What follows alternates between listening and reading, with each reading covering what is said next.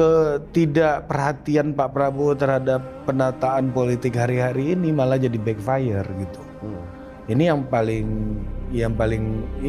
paling krusial. Contohnya begini, ini pilkada 7,5% syaratnya. Apa iya presidensial threshold akan tetap di 20% nanti di 2029? Orang pilkada aja 7,5% kok.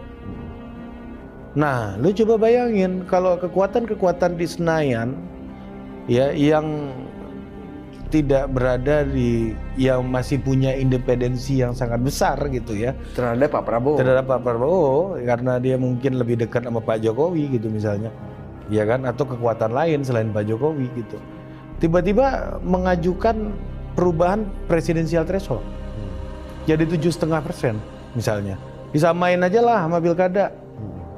Ya kan? Bisa. Karena Pak Prabowo kan nggak taruh perhatian terlalu banyak soal politik hari-hari. Sebagai sebuah postulat demokrasi kita sih happy karena akan banyak calon-calon gitu ya. Dan kalau bahasanya BHM itu bisa mengurangi kartelisasi politik gitu katanya. Nah tapi problemnya kan satu lagi adalah ada 5 tahun pemerintahan yang harus dilanjutkan. Iya kan? Ada 5 tahun nih agenda-agenda besar yang harus dilanjutkan ketika mereka harus berhadapan dengan perubahan aturan yang semacam tadi, itu berpotensi untuk mengancam instability gitu ya. Akan mengancam kestabilan dari pemerintahan Pak Prabowo di 5 tahun pertama. Bisa juga ini. Misalnya ini dengan cara yang lebih persuasif.